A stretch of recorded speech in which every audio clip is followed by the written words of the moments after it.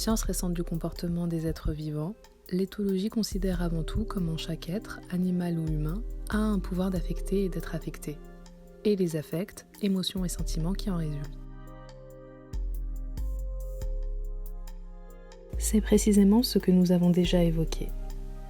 Spinoza considère que tout ce qui nous constitue et explique notre comportement provient des rencontres, corps, idées, qui nous ont affectés depuis notre naissance et qui ont produit en nous des affects très divers.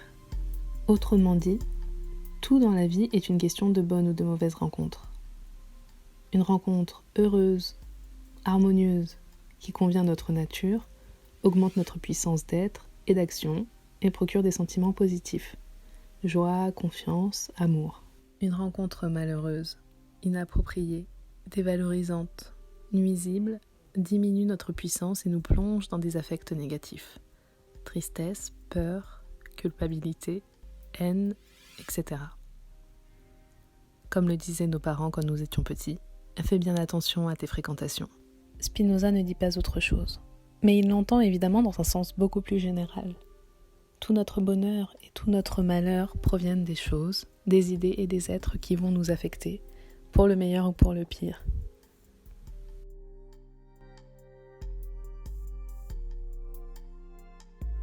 On peut dès lors se laisser flotter au gré de la fortune, c'est-à-dire des bonnes ou des mauvaises rencontres de la vie, sans discernement ni capacité à les susciter ou à les éviter. C'est ainsi que nous vivons spontanément, nous dit Spinoza. Ouvrez les guillemets. Nous sommes agités de bien des façons par les causes extérieures et, pareil au flot de la mer, agités par des vents contraires, nous flottons inconscients de notre sort et de notre destin. Fermez les guillemets. Mais nous pouvons aussi prendre notre destinée en main et décider de devenir plus lucides sur nous-mêmes et sur les autres, d'acquérir une meilleure connaissance des lois universelles de la vie et de notre nature singulière.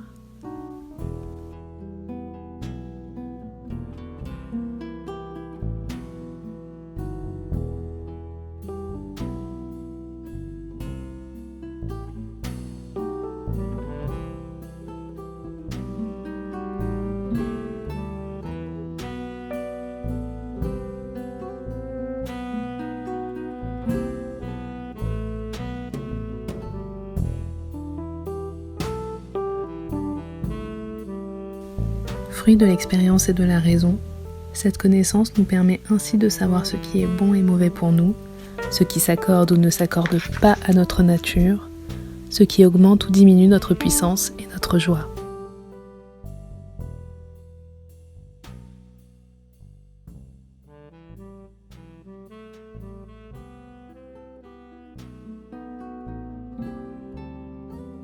Quelques exemples simples.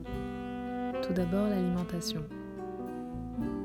L'objectif poursuivi lorsque nous nous alimentons est la subsistance, la bonne santé et le plaisir du corps. Une loi universelle de la nature veut que si nous absorbons une substance qui s'accorde mal avec notre nature singulière, il en résultera une diminution de notre puissance d'agir sous la forme d'un problème de santé et d'un affect de tristesse.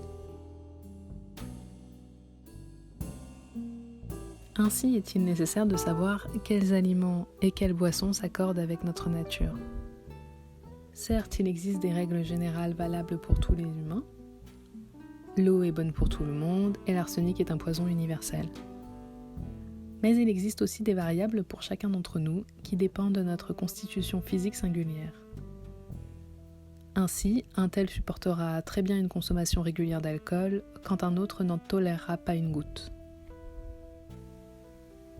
Il s'agit donc de repérer avec l'expérience ce qui nous nuit et au contraire ce qui nous renforce. Et c'est là qu'intervient la raison.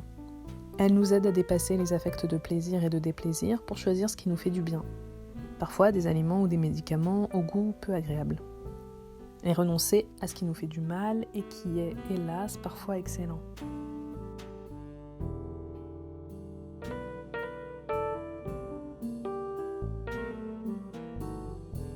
Nous pouvons bien entendu faire l'inverse et préférer ne manger que des sucres et des matières grasses parce que nous adorons ça, même si nous en connaissons les méfaits pour notre santé.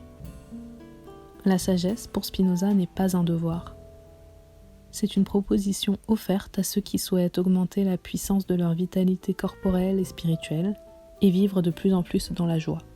Je vais prendre un tout autre exemple, celui des nourritures de l'esprit. De même que nous avons un corps singulier, nous avons un esprit singulier, lequel se nourrit des rencontres les plus diverses, notamment avec des idées, des croyances, des mots. Comme pour l'alimentation, certaines rencontres sont nuisibles à tous et certains mots empoisonnent l'esprit de tout être humain.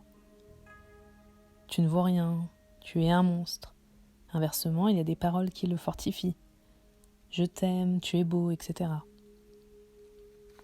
Mais il y a aussi des nourritures spirituelles positives pour certains, sans l'être nécessairement pour d'autres. Certaines personnes ont besoin de croire en des forces supérieures qui les aident dans leur vie quotidienne, d'autres non. Certains se nourrissent de poésie, d'autres d'essais historiques et d'autres encore de romans policiers.